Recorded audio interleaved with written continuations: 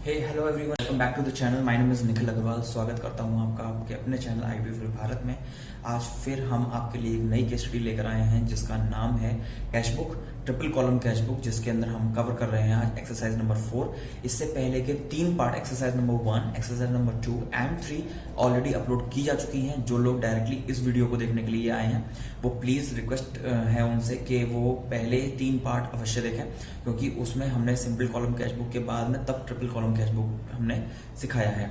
तो आज का जो एक्सरसाइज नंबर 4 है, इसके अंदर हम कवर करने वाले हैं जीएसटी के साथ में हम किस तरीके से कैश की एंट्रीज कर सकते हैं या फिर सेल्स और परचेज की एंट्रीज हम कर सकते हैं। तो शुरू करते हैं हमारी आज की ये वीडियो, जिसके अंदर हम शुरू करने वाले हैं कंपनी क्रिएशन विंडो से।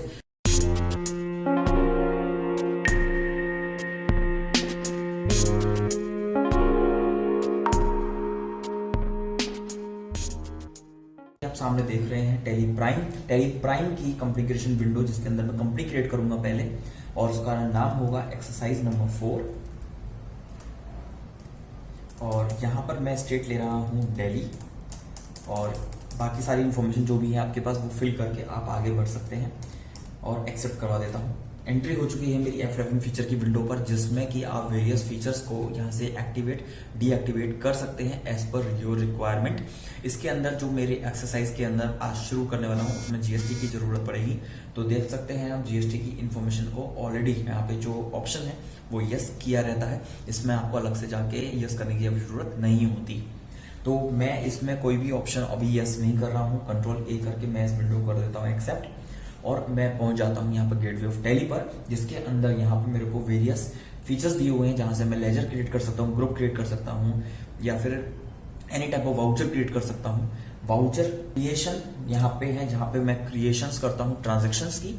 तो यहाँ पर सबसे पहले जो मेरे पास दिया हुआ ये है हमारी आज की केस स्टडी का प्रिंट आउट, जिसके अंदर से मैं आपको वेरियस एक्सरसाइज वेरियस ट्रांजेक्शंस को किस तरीके से किया जाता है वो मैं आज इसमें आपको बताने वाला हूँ। तो एक्सरसाइज नंबर 4 का जो पहला ट्रांजैक्शन मैं करने वाला हूं वो है कमेंस्ड बिजनेस विद कैश। तो कैश लेकर आए हैं 1 लाख रुपए, जिसके उन्होंने बिजनेस को कमेंस किया है। ऑल्ट सी कर रहा हूं और ये मेरा है कैपिटल अकाउंट, और यहां पे मैं शुरू कर रहा हूं उसको कैपिटल अकाउंट के लेजर से। कंट्रोल ए प्रेस कर दीजिए और एक्सेप्ट कर जाएंगे आपका लेजर, और यहाँ पे जो अमाउंट है वो आप डाल सकते हैं 1 लाख रुपए, और यहाँ पे जो आपकी कैपिटल आ रही है वो है कैश में, इसलिए मैं ले लेता हूँ कैश का लेजर। नरेशन आप डालना मत भूलें कि नरेशन बहुत ही इंपॉर्टेंट रोल प्ले करता है आपकी किसी भी ट्रांजैक्शन में, क्योंकि आपके अलावा कोई और भी उस एंट्री को समझ सकता है। आपके नरेशन के ऊपर डिपेंड करता है कि आपने वो कितना क्लियरली मेंशन किया है, सो दैट आपके अलावा अगर कोई उस एंट्री को देखकर समझना चाहे तो वो आसानी से समझ सकता है। तो मैंने इसको भी एक्सेप्ट करवा दिया है। पहली एंट्री मेरी यहाँ पर हो जाती है। दूसरी एंट्री की तरफ चलते हैं, और दूसरी एंट्री जो मेरी है वो है ओपन करंट अकाउंट। अब इन्होंने करंट अकाउंट ओपन किया है सेंट्रल बैंक में और डिपॉजिट कर दिया है 1 लाख में से 80,000 रुपए।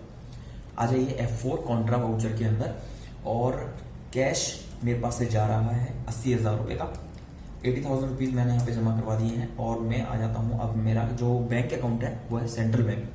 क्रिएट करना पड़ेगा, एक ऑल्ट सी करके लेजर क्रिएट कर लीजिए सेंट्रल बैंक, और मैं आ जाता हूँ यहाँ बैंक अकाउंट के अंदर और कंट्रोल ए प्रेस करके इस वाले लेजर को भी मैं करवा देता हूँ एक्सेप्ट। 80,000 रुपीज मेरे पास से चले गए हैं, कैश मेरे पास हो गया है कम, और ये दिखा रहा है आपको बैलेंस 20,000 रुपये कैश मेरे पास बचा हुआ है। नरेशन डालिए, कंट्रोल ए करके एक्सेप्ट कराइए। नेक्स्ट ट्रांजेक्शन है फर्दर कैपिटल इंट्रोड्यूस कर रहे हैं कैश में, तो मैं आ जाता हूँ अगेन F6 रिसीव वाउचर के अंदर। जैसे पहले 1 लाख रुपीज की एंट्री करी थी ना, उसी तरीके से हम इस एंट्री को भी कर लेते हैं। कैपिटल मेरे पास आ रही है 50,000 रुपए की फर्दर, और कैश की एंट्री, और मेरा कैश बढ़ चुका है। कैपिटल जो है पहले 1 लाख लगाई थी, फिर 50,000 लगाई थी, तो मेरे पास हो गई 1.5 लाख की कैपिटल। और कैश जो था मेरे पास बैंक में जमा कराने के बाद 20,000 बचा था, 50,000 ऐड होने के बाद में बची है मेरे पास 70,000 रुपए। नरेशन डालिए, एक्सेप्ट कराइए, आगे बढ़िए। 3 ट्रांजेक्शन मेरी पूरी हो चुकी है। थर्ड ट्रांजेक्शन में आता हूँ डिपॉजिटेड इनटू बैंक। अब बैंक में अगेन मैं अमाउंट डिपॉजिट कराने के लिए आ रहा हूँ, तो मेरे पास से कैश कम हो जाएगा। अमाउंट जो डिपॉजिट मैं करा रहा हूँ वो है 40,000 रुपीज का, और यहाँ पर मेरे पास बैंक बैलेंस बढ़ गया है, कैश मेरे पास अगेन कम रह गया है। डिनोमिनेशन बैंक डिटेल्स जो भी आपके पास है वो आप डाल दीजिए, नरेशन डाल दीजिए और एक्सेप्ट करवा दीजिए। ठीक है, ये तो था हमारा सिंपल ट्रांजेक्शन जो मैंने अभी कर लिए हैं लेजर्स में शॉर्टकट वे में बना लिए हैं। जो अगली ट्रांजेक्शन है उसमें मेरे को बनाने पड़ेंगे डिटेल्ड लेजर, जिसके अंदर मैं आ जाता हूँ क्रिएट में। तो मैं यहाँ पर आ जाता हूँ क्रिएट लेजर के अंदर और यहाँ पर मैं लेजर बना रहा हूँ परचेजेस। ठीक है, जब भी आप जीएसटी के साथ में काम कर रहे हैं तो जीएसटी से रिलेटेड जो परचेजेस सेल्स होती हैं, क्योंकि बिजनेस है, बिजनेस के अंदर हम कई सारे ऐसे आइटम्स यूज करते हैं जिनके वेरियस रेट्स हैं, तो हमें अलग अलग रेट पर अलग अलग परचेजेस का वाउचर बनाना होगा, अलग अलग जीएसटी के लेजर्स भी बनाने पड़ेंगे। तो हम यहाँ पे क्या कर रहे हैं, क्योंकि हमारे जो क्वेश्चन है उसके अंदर हमको जो जीएसटी के रेट दिए हुए हैं वो है 12%, जिसके अंदर सीजीएसटी 6% एंड एसजीएसटी 6% होगा।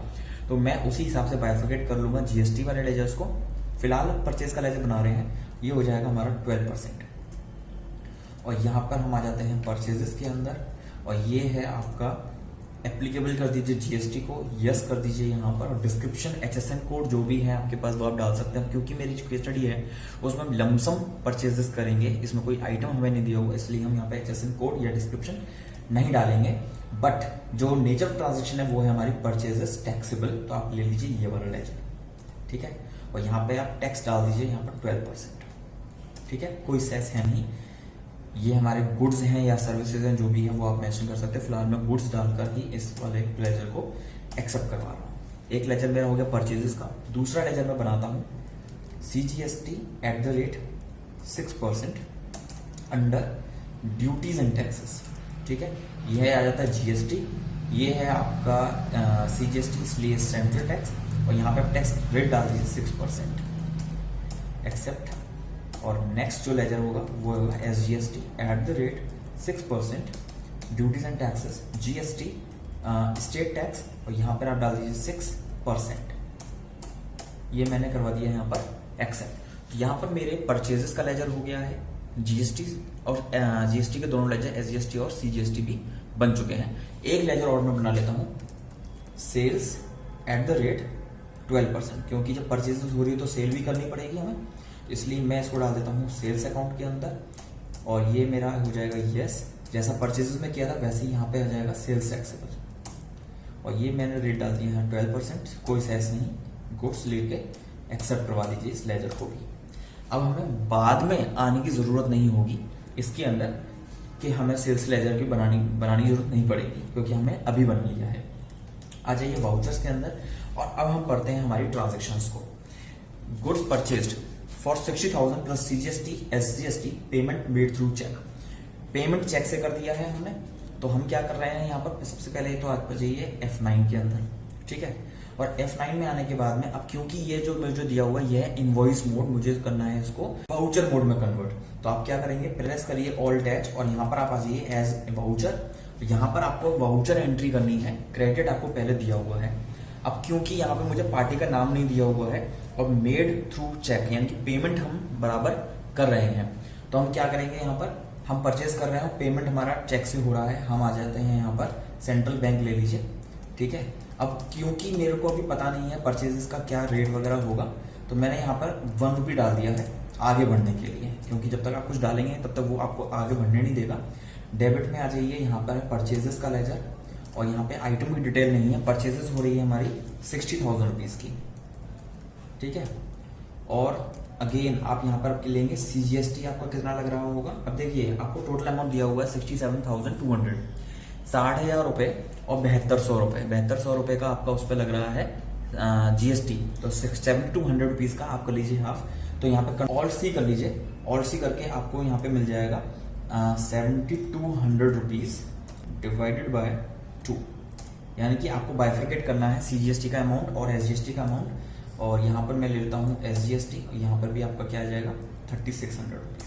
ठीक है, अच्छा अब क्योंकि मैंने ऊपर अमाउंट मुझे पहले पता नहीं होता है, इसलिए मैं क्या करता हूँ यहाँ पर 1 डालकर आगे बढ़ते हैं। और अब मेरे को अमाउंट पता चल गया है 67,200, इसलिए मैंने उसको बराबर कर दिया है और अब मैं इस वाउचर को करवाऊंगा एक्सेप्ट। ठीक है, तो ये जो इन्फॉर्मेशन आपने इस तरह से डाली है, जब पर्टिकुलरली कोई भी ट्रांजेक्शन आप कर रहे होते हैं तो आपको वाउचर मोड में अगर आपको सीजीएसटी एसजीएसटी की इन्फॉर्मेशन डालनी है तो आप इस तरीके से उसको डाल सकते हैं। ये एंट्री मेरी एक पूरी हो चुकी है। ठीक है, अब बढ़ते हैं अगली ट्रांजेक्शन की तरफ। Goods sold for 40,000 plus CGST and SGST received cheque. अब F8 में आ जाइए, सेल हो रहा है, कंट्रोल H कर लीजिए, वाउचर मोड में आ जाइए। डेबिट में आपको पैसे रिसीव हो रहे हैं हैंड टू हैंड और चेक रिसीव हो रहा है, सेंट्रल बैंक पे आ जाइए और इसको भी स्किप करवा दीजिए कंट्रोल A करके। तो अब मेरे पास जो गुड्स सोल्ड कर रहा हूँ वो है 44,800। मैं इस अमाउंट को डाल देता हूँ अब, ठीक है। ये इन्फॉर्मेशन मैंने डाल दी है और यहाँ पे मेरे को जो सेल करनी है वो है 40,000 रुपये की। और यहाँ पे अब मैं डालूंगा CGST की इन्फॉर्मेशन जो कि टोटल आ रही है 4,800। और इसका अगर मैं बाइफरकेट कर देता हूँ CGST और SGST तो ये हो जाएगा मेरा 2,400 और SGST इन्फॉर्मेशन 2,400 और मेरी ये एंट्री भी यहाँ पर इस तरह से पूरी हो जाती है। तो आपने अभी तक देखा कि हमने किस तरीके से परचेजेस का वाउचर मोड में एंट्री किया, सेल्स का वाउचर मोड में एंट्री किया, जिसके अंदर हमें मिल रहा था GST की इन्फॉर्मेशन भी। तो मैंने यहाँ पर इसको एक्सेप्ट करवा दिया है। और अब बढ़ते हैं अगली ट्रांजेक्शन पर। Sold goods to Ram on credit 15,000 plus CGST SGST 6% each. Okay, अभी तक तो हमको पैसे रिसीव हो रहे थे, पेमेंट हमने लगातार कर रहे थे। अब आई है इन्फॉर्मेशन क्रेडिट वाली, उधार सामान बेच रहे हैं। ऑल्ट C कर लीजिए, राम। ये राम जो है हमारा डेटर होगा, ठीक है। और मैंने कर दिया है कंट्रोल A और कंट्रोल E, ठीक है। जो हम टोटल सेल कर रहे हैं राम को वो हो रही है 16,800, ठीक है। और यहाँ पे बन जाएगा मेरा एक बिल। सेल ले लीजिए, सेल का जो अमाउंट है वो हो रहा है 15,000 रुपीज। और अब हम लेते हैं CGST की इन्फॉर्मेशन। 1,800 का बैलेंस बच रहा है, 1,800 का हम कर देते हैं हाफ, यानी कि 900 CGST हो जाएगा और 900 ही SGST हो जाएगा, यानी 16,800 रुपए की हमने राम को कर दी है क्रेडिट सेल। बिल बन गया है न्यू रेफरेंस में नंबर 2। एक्सेप्ट करवा दीजिए। नेक्स्ट ट्रांजेक्शन में चलते हैं। Receive cheque from Ram in full settlement 16,500 रुपए। अब देखिए राम को हमने सामान बेचा था, अब राम को हमने जो बिल दिया था वो था 16,800 रुपए का, लेकिन राम ने जो हमको कैश दिया है वो है 16,500 रुपए का। तो अब देखिए क्या कर रहे हैं, पहले आ जाइए रिसीव के अंदर, राम को कर दीजिए क्रेडिट 16,800, क्योंकि फुल सेटलमेंट लिखा हुआ है इसलिए मैं क्या करूंगा 16,800 को पूरा खत्म करूंगा राम के अकाउंट से अगेंस्ट बिल। और मेरे को वो जो पैसे दे रहा है वो आ रहा है चेक से, यानी कि सेंट्रल बैंक पे आप ले लीजिए 16,500 रुपए, ठीक है। अब जो बचा हुआ 300 रुपए रहेगा वो हो जाएगा डिस्काउंट अलाउड का लेजर। ऑल्ट C करिए, डिस्काउंट अलाउड, ठीक है। और ये हो जाएगा हमारा इनडायरेक्ट एक्सपेंसेस, क्योंकि हमें पैसे कम आ रहे हैं, एक तरीके से हमारा नुकसान हो रहा है। इस पर कोई भी GST की इन्फॉर्मेशन आप नहीं डालेंगे और कंट्रोल A करिए, एक्सेप्ट करवा दीजिए। तो 300 रुपए का डिस्काउंट अलाउड, यानी कि जो ट्रिपल कॉलम कैश बुक का फीचर है, हमने कैश की एंट्री कर ली है, हमने बैंक की एंट्री भी कर ली और डिस्काउंट वाला कॉलम भी हमारे पास अब आ चुका है। नेक्स्ट ट्रांजैक्शन पे चलते हैं। Rent paid by cheque 4,000 plus CGST SGST 6%। 4,480 रुपए का टोटल रेंट हमने पे किया, जिसके अंदर CGST SGST इन्फॉर्मेशन इंक्लूड है। तो आप आ जाइए पेमेंट के अंदर F5 में, ऑल्ट C करिए और यहाँ पे लेजर मान लीजिए रेंट का। ये जो है इनडायरेक्ट एक्सपेंसेस एप्लीकेबल होगा, यस कर लीजिए, कोई डिस्क्रिप्शन नहीं डालेंगे, परचेज भी कुछ नहीं डालेंगे आप, और इसको टैक्सेबल करके, ठीक है। ये एक सर्विस है, क्योंकि हम उनसे कोई सामान नहीं खरीद रहे, सर्विस खरीद रहे हैं। तो जो रेंट हम पे कर रहे हैं वो है 4,000 रुपए, ठीक है। और रेंट के अलावा हमको जो CGST SGST करना है वो है 480 रुपए, यानी कि हम इसको कर देंगे 240 और 240,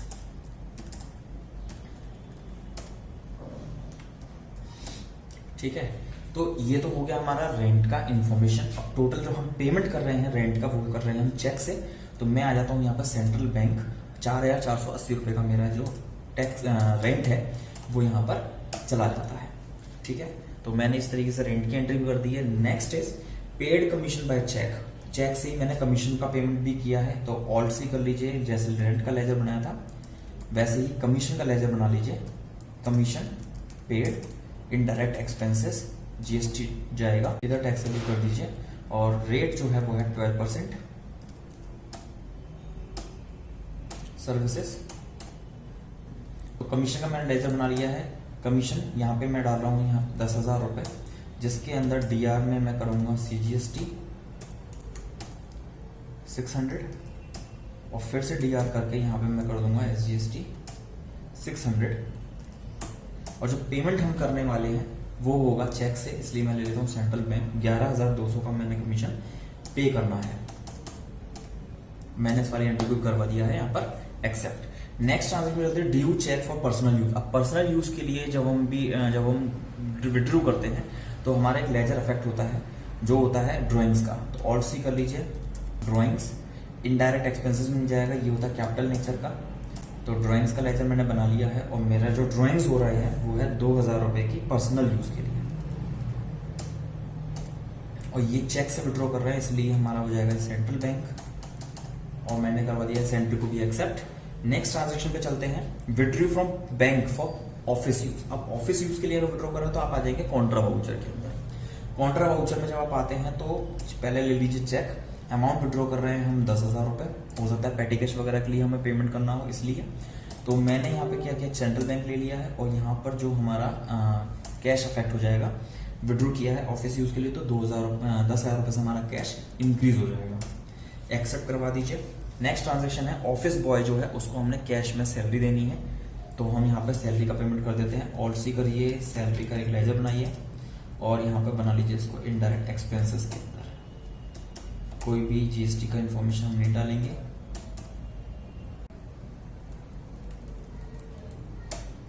सैलरी 8,000 रुपये पेमेंट कर रहे हैं हम कैश में, ये मेरा हो गया है कैश और मैंने यहाँ पे करवा दिया इसको एक्सेप्ट। अब देखिए मेरी इस वाली पूरी ट्रांजेक्शन पूरी कंप्लीट हो जाती हैं इस एक्सरसाइज की। और अब जैसा कि हमने आपको बताया था, हम आपको सारी इन्फॉर्मेशन रिपोर्ट वगैरह सब दिखाएंगे। तो मैं आप पे आ जाता हूँ डिस्प्ले मोर रिपोर्ट्स के अंदर, और इधर है हमारा AL, यानी कि अब मैं आपको दिखाऊंगा कैश की इन्फॉर्मेशन। हमारे पास जो टोटल कैश अभी है वो है 32,000 रुपये का।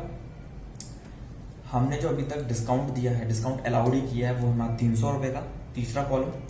और नेक्स्ट इज सेंट्रल बैंक, जो हमारा एक और कॉलम होता है कैश बुक के अंदर, वो होता है हमारा बैंक वाला, जिसके अंदर बैलेंस दिखा रखा है 86,420। तो इस तरीके से हमारा तो ये हो जाता है तीनों कॉलम्स का बैलेंस। और अब मैं दिखाता हूँ आपको बैलेंस शीट का इंफॉर्मेशन।